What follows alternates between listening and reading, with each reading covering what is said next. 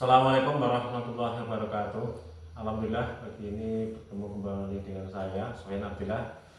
Dan pagi ini saya akan memberikan wawancara eksklusif, yaitu dengan menti saya, yaitu murid dalam mentoring, yaitu Ustadz Heru sebagai Ketua Umum atau Ketua Umum Yayasan Pusat Ar-Rahmah yang beroperasi di wilayah Magetan, Madiun, dan Ngawi. Assalamualaikum Ustaz. Waalaikumsalam.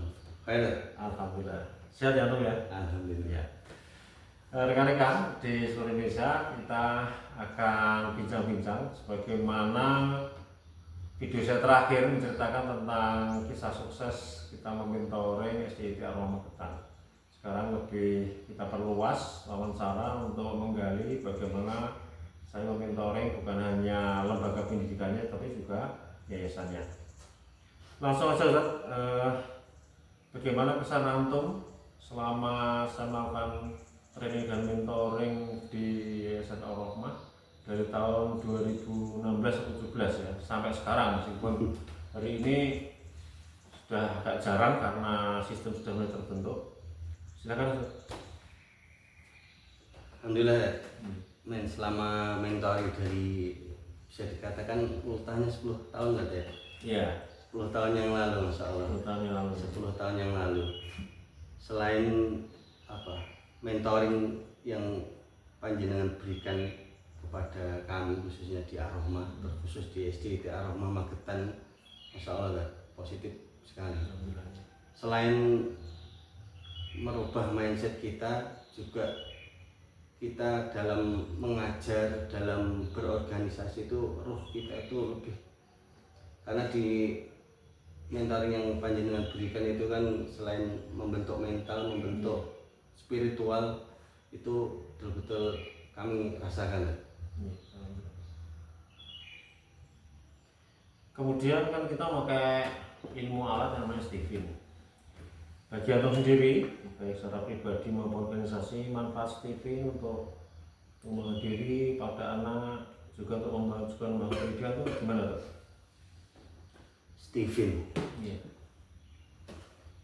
Sebelum ke lembaga secara pribadi tadi itu bagi saya pribadi, tatkala dulu belum mengenal Stephen ini, ya jadi orang tua itu mengalir apa adanya. Iya. Tapi setelah mengetahui Stephen, pola asuh, bagaimana kita mengasuh anak itu, anak kita, oh ini tipe anak pertama saya setelah dulu dilihat tipenya itu kan tipe intuiting lah. Jadi kan pola asuhnya ya intuiting. Anak keduanya yang D itu feeling lah. Feeling. Jadi tatkala oh anak ini lagi marah, kita tepuk pundaknya, itu alhamdulillah. Sekarang secara pribadi keluarga, jadi orang tua itu begitu menyenangkan. Kalau dulu ya uring-uringan dan seterusnya. Dan secara lembaga, namanya lembaga itu problem terbanyak itu kan di SDM. Iya. Jadi dengan Stephen kita mengenal tipe semua PTK, kita mengenal tipe teman-teman di yayasan, sehingga dalam menempatkan seseorang itu oh ini sensing, berarti bagian admin, bagian yang operator. Ketika insting berarti harus ditempatkan di tempat-tempat yang dia sebagai pembantu umum dan seterusnya. Itu sangat-sangat membantu kami di Ar-Rahmah. Rekan-rekan yang saya dicintai Allah, jadi bagaimana video saya sebelumnya bahwa untuk bisa memasukkan lembaga, yayasan maupun pendidikan itu minimal 3 materi ya.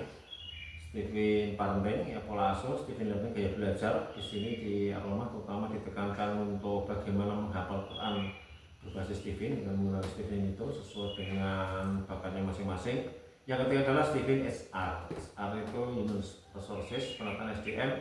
Dan berbicara beliau Ustadz Heru ini sudah khatam ya, Stephen parenting, learning, kemudian ada yang belum profession kayaknya ya. Profession belum ya? Sama keluarga. Pak Sutri. Pak Sutri, pasti sama profession belum. Kalau yang lain sudah ya, hampir semua sudah, termasuk leadership. Bisnis belum karena memang belum itu dibutuhkan. Terus yang puncaknya adalah Steven HR ya, penataan SDM berbasis Steven yang itu saya kemas dalam TOT HR based on Steven ya, training on trainer, human resources based on Steven selama 10 hari beliau sudah lulus. Ya akhirnya hari ini dengan keistiqomahan luar biasa, 10 tahun itu kita dampingi di akhir tahun atau di sekitar tahun 25 akhirnya menempati posisi puncak Ustaz ya, posisi puncak sebagai ketua yayasan pusat ya, dengan segala kelebihan dan kekurangannya dan perkembangan saya ya sudah sangat signifikan. Oke Ustaz, tolong ceritakan pengalaman antum ya, berkarir mungkin di tempat lain juga, kemudian pertemuan dengan saya sampai akhirnya menempati posisi puncak Yayasan Ar-Rahmah Yasiroh beroperasi di 3 kota, Magetan, Madiun, Ngawi. Dengan jumlah ustaz berapa? Ustaz berapa? Di Magetan jumlah ustaz dan ustazah itu 98. Kalau total di total 230-an. 230 ya. Berapa lembaga itu? 13. 13. Sekarang ceritakan dulu pengalaman antum ya, dari dasar, dari mungkin nggak punya ilmu terus ketemu saya sampai mencapai posisi puncak.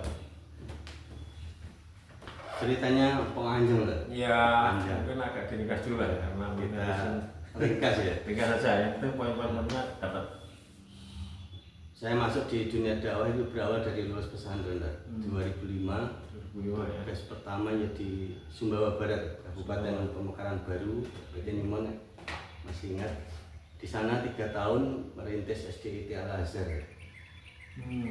Di Al-Azhar 3 tahun, 2008 pulang kampung. Saya akamsi anak kampung sini. Pulang kampung 2008 mau merintis SDIT Ar-Rahmah. Saat itu muridnya 5,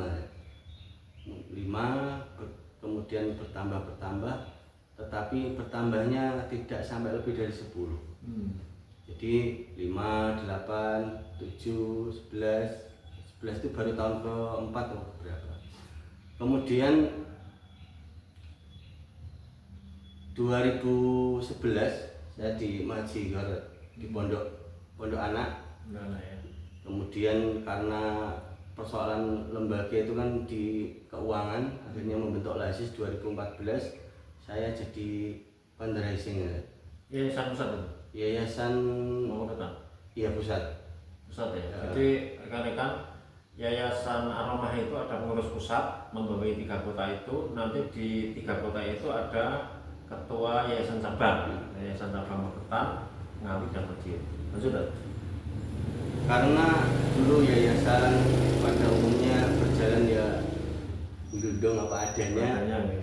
2016 ya.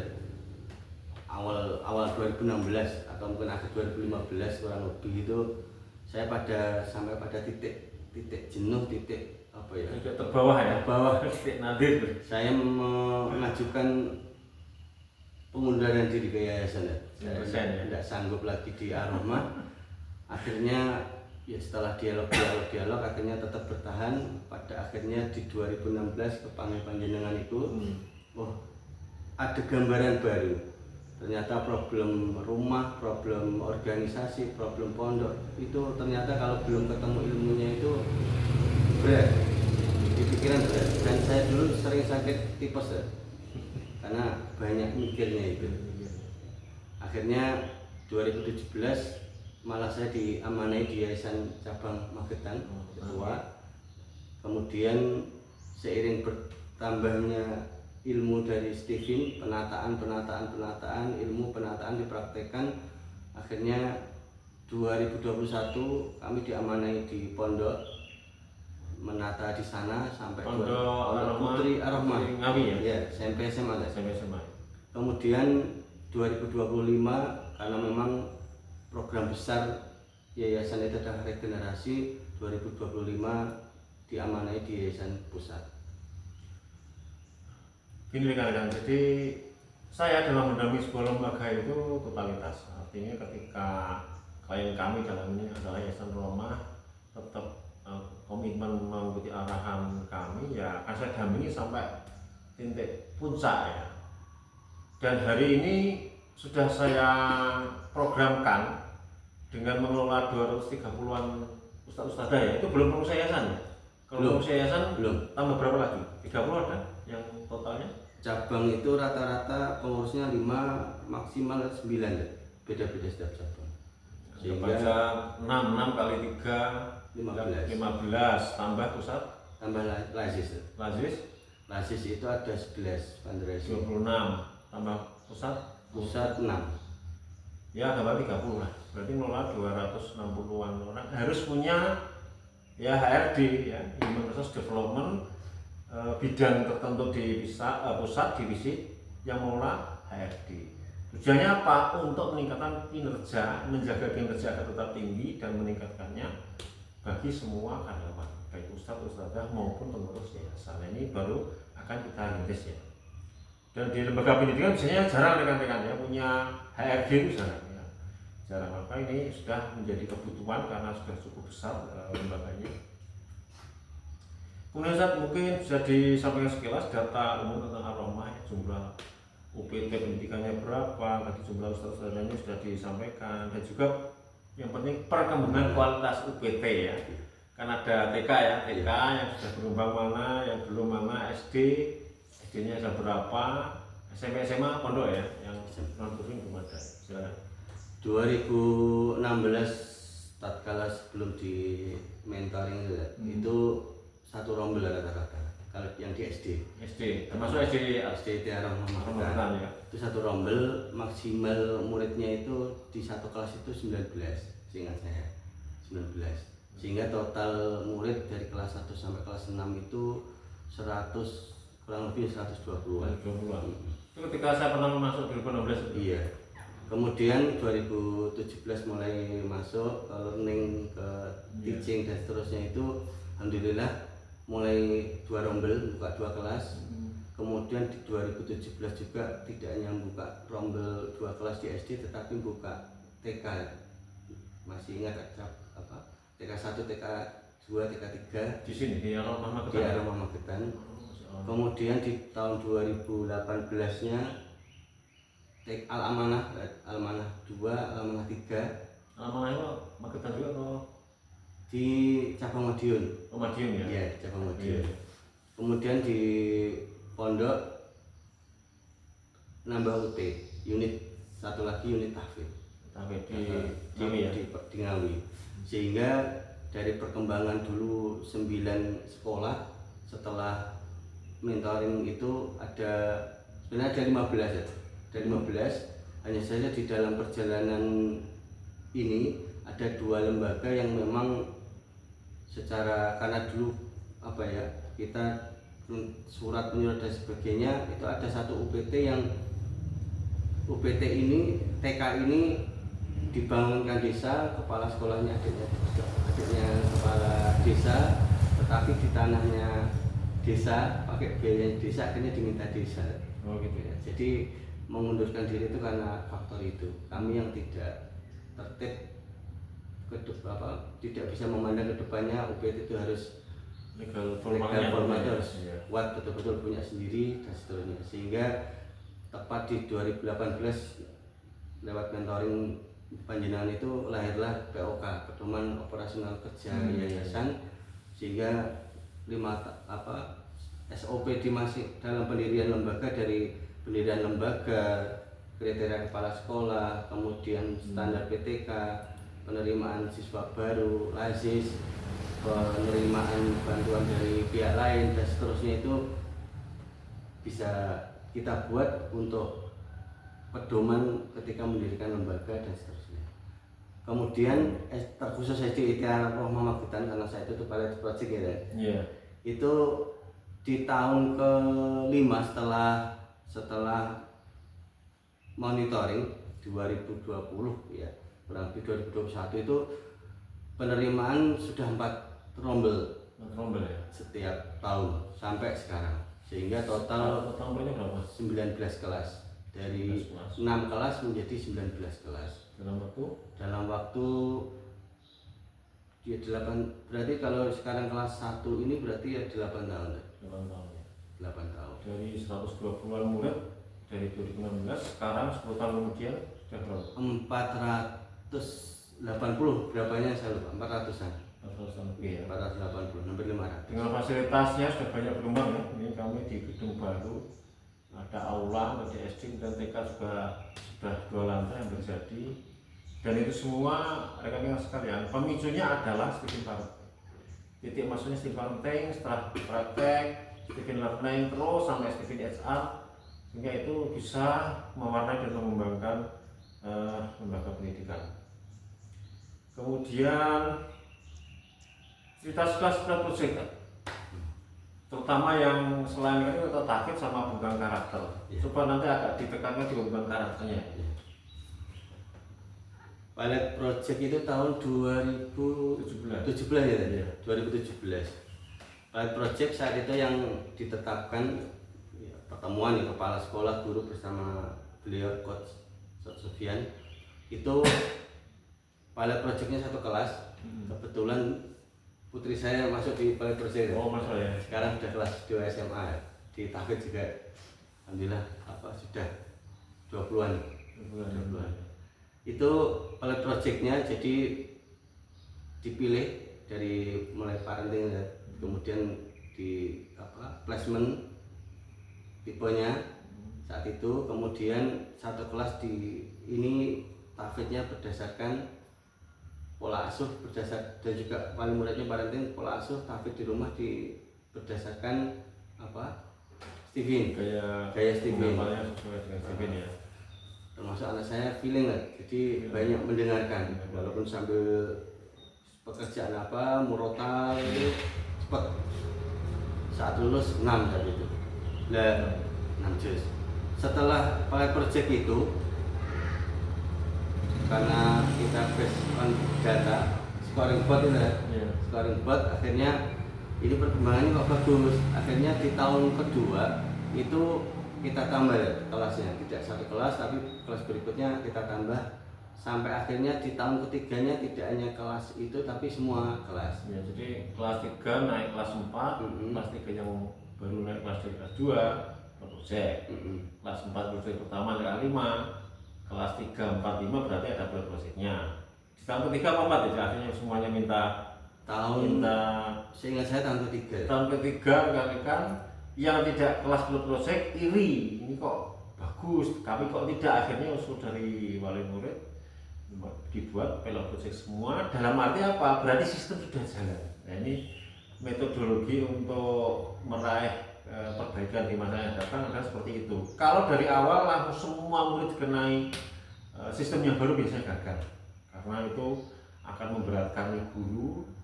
Ketika ada kekurangan sedikit biasanya mereka down karena nanti akan mengganggu proses KPM. Maka metodologinya harus pakai sampel. Tidak semua murid yang dikatakan populasi itu, tidak semua populasi, tapi sedikit demi sedikit. Jonathan, saya pernah dapat share-sharean screenshot pembicaraan kepala sekolah dan para guru waktu itu tahun 2022. Ada calon wali murid yang inden, pernah dengar nggak? Yang kalau nggak saya ingat salah satunya itu Bu Camat. Jadi setelah 2000 corona kurang lebih, kalau sekarang kelas 3 ini itu berarti 3 tahun ke belakang ya, 2021 ya, 2022 yang ini 2022 itu karena dari TK. Jadi karena memang untuk menarik itu awal dari TK kan. Masuk TK otomatis nanti diterima masuk SD, sehingga yang tidak masuk TK itu langsung pada inden karena saat itu memang kita membukanya 4 kelas 100, targetnya 100, sehingga ketika warga Magetan, masyarakat Magetan mencari sekolah tahfidz terus berkarakter, karena memang di Stephen kan pola asuh, di awal dari pola asuh itu, sehingga kalau pengen anaknya hafalannya baik, tahsinnya baik, kemudian karakternya kuat, di Aroma, sehingga indah takut enggak dapat. Sehingga sampai sekarang alhamdulillah 4 kelas Penuh ya? penuh. Penuh ya. Terus branding yang sekolah Tahsin Tahfidz Berkarakter itu antum ciptakan atau masyarakat yang otomatis menilai seperti itu? Kalau panjenengan masih ingat ya, kita tidak perlu bingung mencari murid, tetapi tanamlah bunga, nanti kupu-kupu akan datang. Itu panjenengan sampaikan dulu, saya masih ingat. Artinya kualitas, kemudian branding itu betul-betul dikuatkan, tetapi tidak hanya namanya brandingnya tidak hanya mau doang ya. Istilahnya cuma pencitraan ya, tapi betul-betul nyata ya. Dan sejak tahun berapa itu 2020-an tidak pernah buat brosur ya? Oh iya? Tidak pernah buat brosur. Bisa ngirit tenaga ngirit biaya juga. Tidak pernah nyetak brosur, tidak pernah buat brosur, hanya pengumuman saja dibuka, itu pun sepekan 2 pekan tutup. Saya pernah nyampaikan pada Ustadz Hidup ini, beliau ini adalah kader saya sebagai konselor utama di Ar-Rahmah. Semua murid kalau bermasalah nanti ketika nggak bisa dirasi oleh guru kelasnya atau ustazahnya, beliau yang ngatasi. Kemudian saya minta juga jadi trainer ya, mentraining. Saya bilang pada beliau, Ustadz kalau pengen kebenzinan murid SD-nya, Anda mentraining TK-TK sekitar Magetan gratis saja. Kalau cocok, nanti akan dia mencari. Lah SD-nya nanti yang sesuai dengan materi TV Ustadz itu mana? Ke Ar-Rahmah. Itu Anda kerjakan ya? Sempat dikerjakan ya? Keliling ke TK ya? Parenting. Kemudian kegiatan-kegiatan yang kayak IDTKI, area Madiun, Ngawi, termasuk Magetan itu kami ngisi. Ya, menawarkan kalau mau alhamdulillah, kalau enggak ya alhamdulillah, karena yang tidak mau kadang kan memang belum mengenal aja. Dan rata-rata pengembangan misalnya di Madiun ada alam anak 2, alam anak 3 itu karena setelah mengenal itu akhirnya ada wakaf TK, sehingga di tahun dari 2017 sampai ke 2018 itu ada tertarik sampai Dolopo Madiun buka unit baru. Iya, unit baru TK. Terus pada punyanya beliau saya suruh jadi mentor itu membentuk karakter. Kalau training itu sekedar memberikan ilmu, memotivasi, mengubah mindset ya, IMM, ilmu, motivasi, mengubah mindset. Tetapi kalau mentoring itu membentuk karakter. Guru yang tidak mau merantau pola asuh diajari, dikasih tugas, dikontrol sampai bisa. Dengan kompetisi seperti itu akhirnya yang layak jadi ketua umum, ketua Yayasan Ustadz Ar-Rahmah Yasin ya beliau. Dan itu semua by design, tidak glundung ya, tidak jalan apa adanya. Ya kalau apa adanya ya hasilnya apa adanya. Mungkin seperti itu kan. Antara dari saya, mudah-mudahan bisa menginspirasi rekan-rekan semua se-Indonesia. Dan beliau adalah generasi kedua berarti ketua yayasannya ya. Kalau yang pertama tetap Ustadz Mul ya. Iya. Nah nanti lain waktu saya akan wawancara dengan Ustadz Mul karena hari ini beliau berhalangan. Saya akan wawancara beliau. Kalau Ustadz Hidu ini insting ya, insting jadi ketua yayasan bisa meskipun ya dengan segala kekurangan keinstingannya yang biasanya dia suka jadi pembantu, tapi ini jadi ketua umum. Nanti ketua yang lama, ketua yayasan lama itu adalah Ustadz Mul. Beliau thinking lah, perjalanan beliau akhirnya menjadi thinking bermental positif, nanti akan kita ceritakan dalam wawancara berikutnya. Demikian rekan dari saya. Data Tahfidz. Yo, Data Tahfidz, silakan. Saya kelupaan ya. Tadi kan ada pertanyaan perkembangan ya. Yeah. Dulu lulus Ar-Rahmah itu paling 2-3 juz ya. 2-3 juz ya. 2-3 juz. Itu ditargetkan apa asal jalan aja? Ya, targetnya 3 tapi tidak pernah mencapai target.